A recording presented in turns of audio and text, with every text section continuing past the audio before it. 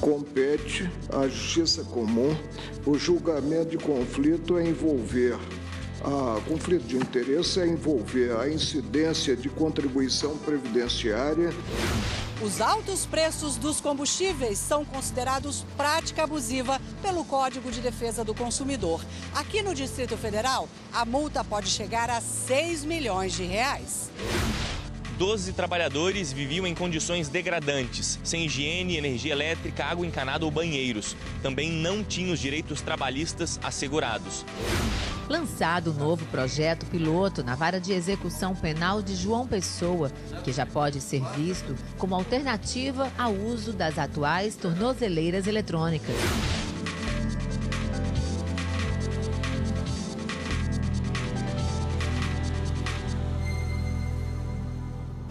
Olá, boa noite para você. Os ministros do Supremo Tribunal Federal decidiram que ações de contribuição previdenciária sobre complementação de aposentadorias devem ser julgadas pela Justiça Comum. A repórter Carla Lucena acompanhou a sessão do Supremo de hoje e ao vivo tem as informações para a gente. Boa noite, Carla. Olá, Érica, boa noite para você, boa noite a todos. Olha só, Érica, este recurso, ele foi proposto, que trata sobre este tema, foi proposto pelo Estado de São Paulo. A alegação é de que não caberia à Justiça Trabalhista julgar ações sobre esse tema. E, portanto, por maioria, o STF decidiu hoje que é de competência da Justiça Comum julgar os casos que tratam sobre a incidência da contribuição de complementação de aposentadorias. Vamos ver esse caso, esse recurso tem repercussão geral reconhecida e deve impactar quase 2.500 processos que estavam paralisados em outras instâncias, aguardando aí a decisão de hoje do Supremo. Vamos ver na reportagem como foi essa primeira parte da sessão. O ministro Marco Aurélio foi o relator do recurso sobre qual justiça teria competência para julgar pedidos de incidência de contribuição previdenciária em complementação de aposentadoria, se a Justiça Trabalhista ou a comum. Para ele, a questão trata de tributos e, por isso, cabe à Justiça Comum analisar esses casos. A maioria do plenário seguiu esse entendimento. Compete à Justiça Comum o julgamento de conflito conflito de interesse é envolver a incidência de contribuição previdenciária considerada complementação de proventos, que é o que está em jogo aqui. Ainda que eu considerasse que a relação fosse trabalhista entre o servidor e o ente público, a discussão, como enfatizado pelo ministro Marco Aurélio, é de natureza tributária, de tributo criado pela lei estadual. Portanto, não consigo imaginar que a solução dessa controvérsia possa se dar em outro foro que não o da Justiça Estadual. Trata-se de uma disputa em que está envolvida uma relação estatutária de serviço público estadual e se discute exatamente um tributo estadual. Portanto, a competência, a meu ver, inegavelmente é da Justiça Comum, ou seja, da Justiça Estadual. Eu, com as vênias do ministro Fachin e da ministra Rosa Weber, acompanho o relator para prover o recurso exatamente na esteira da jurisprudência hoje prevalecente neste tribunal e proclamo o resultado. Recurso provido nos termos do voto do relator. Os ministros Edson Fachin e Rosa Weber consideraram que há uma relação trabalhista e, assim, a competência seria da Justiça do Trabalho. Entendo que a questão de fundo, que é a da definição da competência, remete à existência de um direito ou não, mas de um direito que se suscita como derivado de uma relação contratual que está na ambiência do direito do trabalho. Eu fico, com todo respeito, com a posição mais antiga. Sempre entendi que todos os direitos que integram aquilo que se convencionou chamar esteira de eficácia do contrato de trabalho as questões estão afetas à Justiça do Trabalho. Os ministros também retomaram o julgamento que questiona a Lei Complementar do Estado de Rondônia de 2012.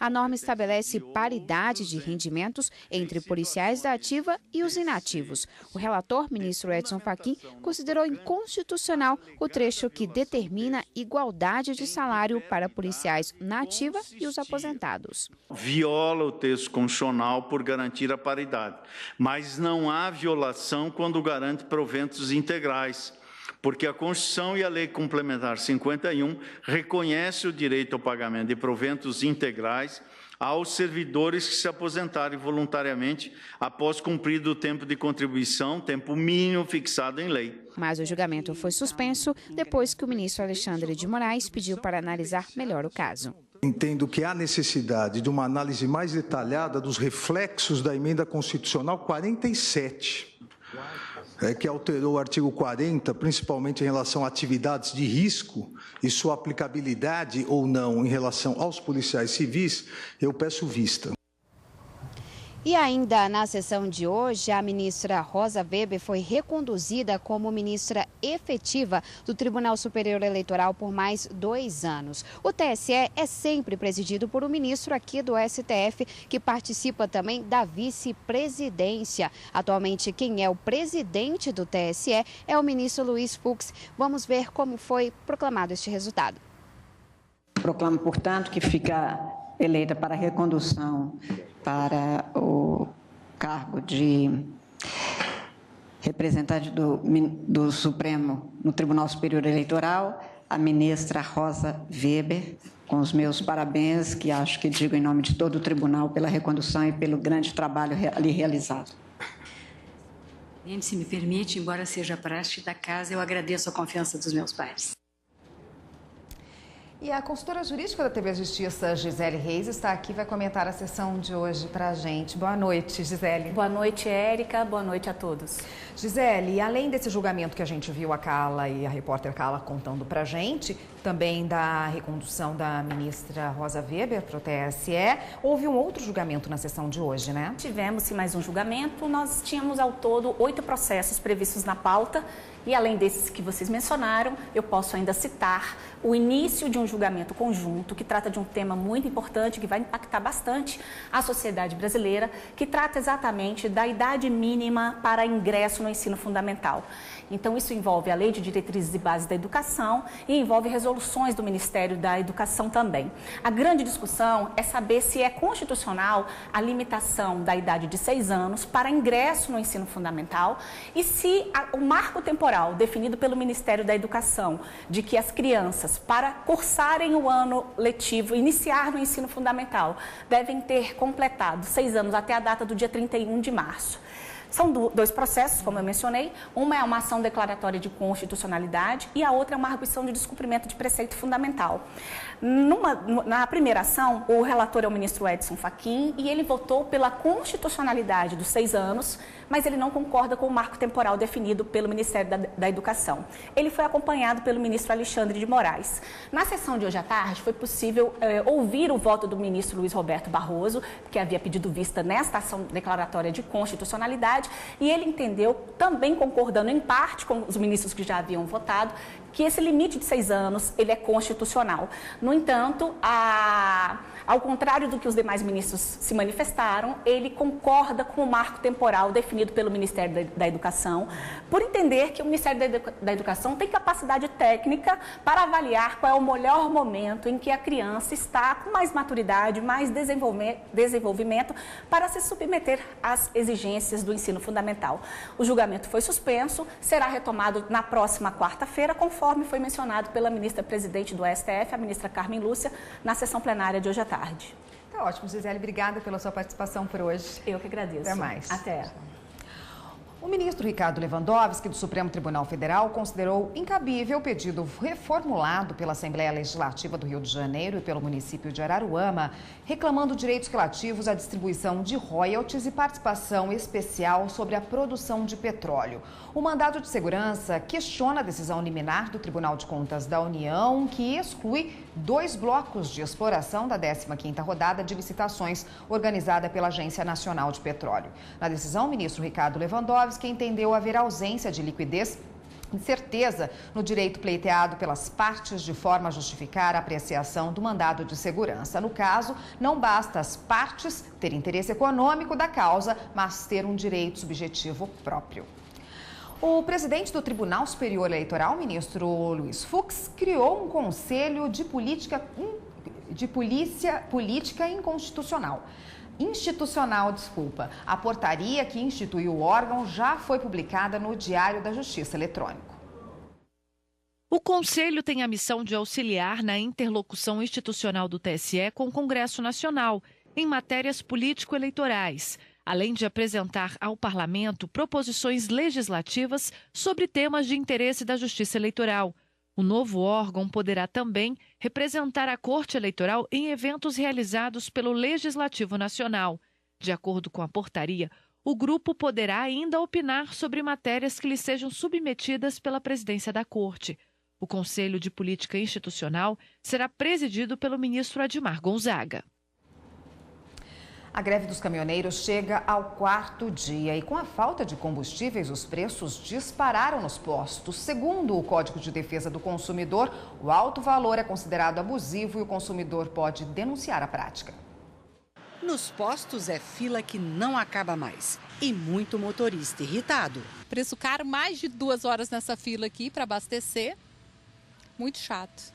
Eu fui em 9 postos, todos não tinham mais combustível. E um em Taguatinga só colocava R$20, depois de mais de 3 horas e 15 minutos marcado no relógio. Eu me sinto usurpado, roubado, literalmente. E nessa hora parece um monte de oportunista, né? Aumenta o preço. A placa avisa que não há mais diesel, gasolina comum nem aditivada, só de qualidade superior. O preço, R$ 6,59. É abusivo, né? Como não tem outra opção. Eu estou aqui na fila 1h20, meu carro está parado lá sem combustível. Estou aqui esperando para chegar lá, para poder dar ré no meu carro e abastecer. Vou pagar o preço que tiver. Esta consumidora encheu o tanque. Diz que doeu no bolso. 350. Quanto? R$350. 344. É ruim, né?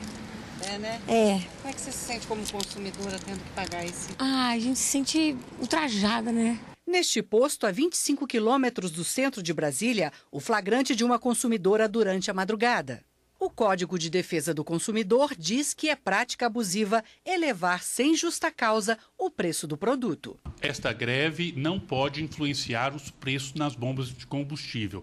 O máximo que pode acontecer, por uma falta de combustível no posto e um excesso de procura, este posto não ter combustível e fechar. Fato é que, se qualquer posto de gasolina, achando uma oportunidade de ganhar mais às custas do consumidor, este proprietário de posto está sujeito a multa e, inclusive, está sujeito à interdição do seu estabelecimento. O posto pode receber multa. Aqui no Distrito Federal, o valor varia de 20 mil a 6 milhões de reais. A bomba de combustível também pode ser lacrada. Os fiscais do PROCON foram para as ruas verificar os preços nas bombas. O consumidor pode fazer a sua parte. O PROCON orienta. Ele deve pedir a nota fiscal do produto e ir até uma unidade como esta para formalizar a reclamação. Em meio a preços altos, esta rede de postos decidiu fazer um super desconto. Vendeu gasolina a R$ 2,98. A fila chegou a 14 quilômetros. A Agência Nacional de Aviação Civil, ANAC, divulgou uma nota informando que está acompanhando em tempo real o abastecimento dos aeroportos e os possíveis impactos às operações. Informa ainda que as reservas de combustível dos aeroportos são gerenciadas por cada operador aeroportuário em conjunto com as equipes de operação das empresas aéreas. Considerando contratempos em razão da falta de combustível, recomenda aos passageiros com voos marcados para os próximos dias que consulte as empresas aéreas para confirmar os voos antes de irem para os aeroportos, até que a situação se normalize. E no próximo bloco, o Ministério Público Federal em Ilhéus, Bahia, denuncia fazendeiros por trabalho escravo. 12 trabalhadores viviam em condições degradantes, sem higiene, energia elétrica, água encanada ou banheiros. Também não tinham os direitos trabalhistas assegurados.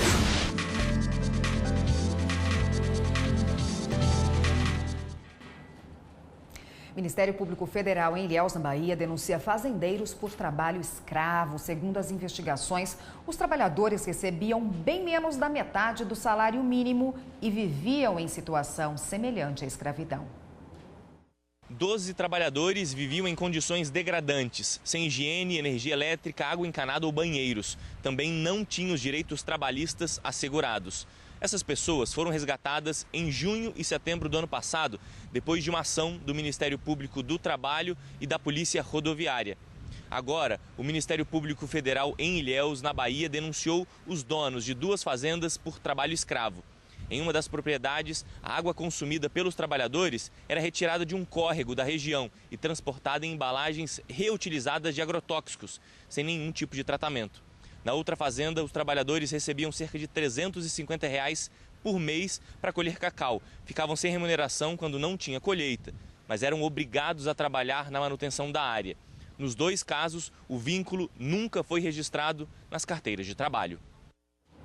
Uma empresa de Campinas, em São Paulo, terá de indenizar por danos morais e materiais um pedreiro que desenvolveu hérnia de disco. O profissional ficou completamente incapacitado para exercer a função. A Seção 1 de Dissídios Individuais do TST reconheceu a responsabilidade objetiva da empresa pela doença ocupacional do empregado. A postura nem sempre é a mais adequada e carregar peso de um lado para o outro é requisito básico para o trabalho.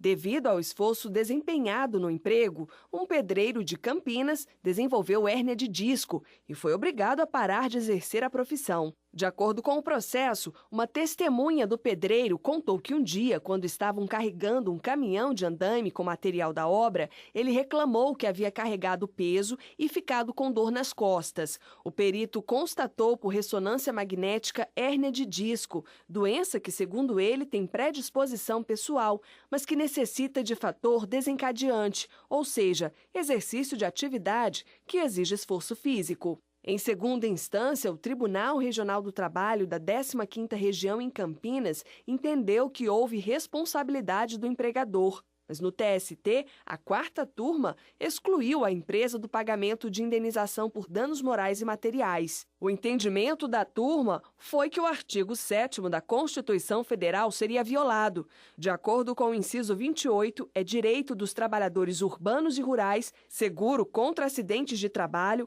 a cargo do empregador, sem excluir a indenização a que este está obrigado, quando incorrer em dolo ou culpa. Assim, seria necessário dolo ou culpa por parte do empregador para configurar a responsabilidade. Diante do recurso de embargos apresentado pelo empregado, coube à SDI1 analisar o caso. A defesa do pedreiro reforçou a responsabilidade objetiva da empresa pela doença ocupacional, com base na aplicação da teoria do risco do Código Civil. O artigo 927 diz: aquele que causar dano a outrem fica obrigado a repará-lo, independentemente da culpa ou quando a atividade desenvolvida implicar risco para os direitos de outra pessoa. Para os ministros da SDI1, foram comprovados o dano e o nexo causal entre o acidente e o contrato de emprego, por isso o pedreiro tem direito à indenização, independentemente de culpa da empresa. A SDI1 também observou que o empregado trabalhou por 11 anos sem tirar férias. Sem o descanso, não foi possível minimizar o dano causado à saúde do pedreiro. Assim, por maioria, a SDI1 reconheceu a responsabilidade objetiva da empresa e restabeleceu o acórdão do Tribunal Regional do Trabalho de Campinas, além de determinar o retorno dos autos à 4ª turma para que seja analisado o valor que deve ser pago como indenização por danos morais e materiais ao pedreiro. E por maioria de votos, o Superior Tribunal de Justiça manteve a condenação de um oficial de justiça que recebia dinheiro de um escritório de advocacia em razão do cumprimento de mandados expedidos em ações que patrocinava.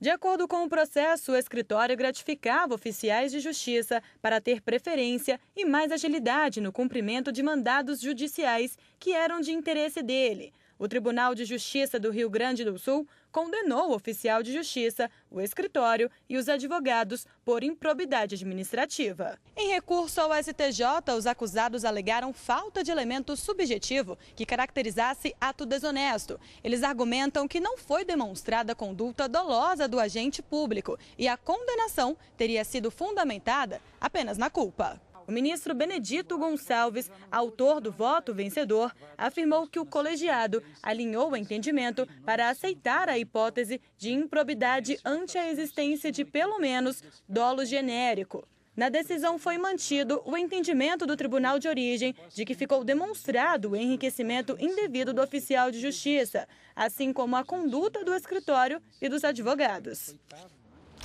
Amanhã é Dia Nacional da Adoção e entre as atividades que comemoram a data, o Tribunal de Justiça da Paraíba promoveu uma roda de conversa sobre o tema com estudantes de comunicação social.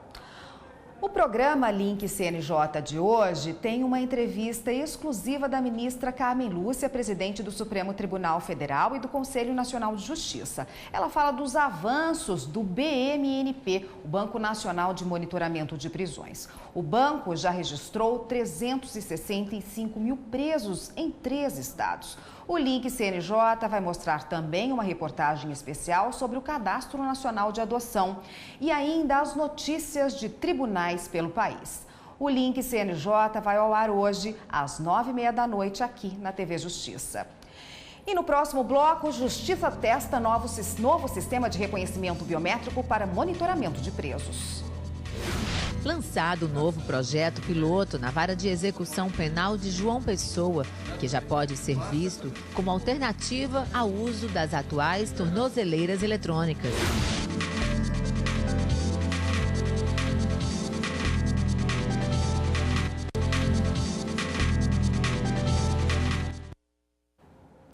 Juízes, desembargadores e ministros do Poder Judiciário têm até a próxima segunda-feira para enviar ao Conselho Nacional de Justiça o questionário Perfil Sociodemográfico dos Magistrados Brasileiros. A entrega ia até hoje, mas o prazo foi prorrogado. Dos 18 mil magistrados brasileiros, mais de 10 mil já responderam à pesquisa. O magistrado pode acessar o questionário no site do CNJ, que é o cnj.jus.br. Surge uma alternativa para o monitoramento de presos, hoje feito por tornozeleira eletrônica. O novo sistema que está em teste na Paraíba é a tecnologia chamada de ID-Bio, que usa o reconhecimento biométrico facial e a detecção da voz e também as digitais. Lançado o novo projeto piloto na Vara de Execução Penal de João Pessoa, que já pode ser visto como alternativa ao uso das atuais tornozeleiras eletrônicas. A proposta da tecnologia ID-Bio, Identificação Digital Biométrica, é oferecer um método exclusivo de proteção criptográfica de dados, somado à leitura biométrica facial, reconhecimento de voz, impressão digital, além do registro do DNA e localização da pessoa em tempo real. Um acompanhamento preciso de pessoas por meio de tecnologias móveis, que deverá ser adaptado aos reeducandos que se encontram em regime semiaberto no Judiciário paraibano. O Tribunal de Justiça da Paraíba permitiu que a gente utilizasse 3 reeducandos, né? Então, esses reeducandos vão utilizar esses aparelhos, são smartphones normais, pode ser comprado até no mercado, mas esses smartphones estão com o nosso software instalado, então é impossível burlar, ele vai estar criptografado lá com tecnologia de criptografia bem brusca, então ele vai utilizar o sistema operacional. O smartphone só serve para isso. Ele não consegue fazer ligação, ele não consegue fazer nada, ele só consegue usar a nossa aplicação. Para o juiz Carlos Neves, a nova ferramenta também irá colaborar com o Projeto Nacional de Cadastramento dos Mandados de Prisão, o BNMP 2.0, que vem sendo desenvolvido pelo Conselho Nacional de Justiça em todos os tribunais do país. E vai nos trazer informações, então, completas, né, do histórico penal, né, de todo reeducando, de todo preso, seja provisório, seja condenado. Hora de dar um giro na rede e conferir as últimas notícias.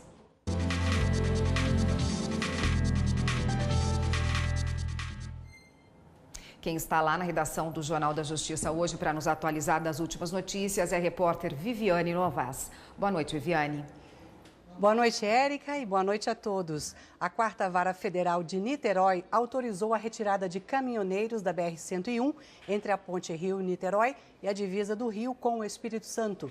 A Polícia Rodoviária Federal poderá contar com o apoio do Exército. Segundo a decisão, é ilegal invadir e bloquear o trânsito de uma rodovia federal.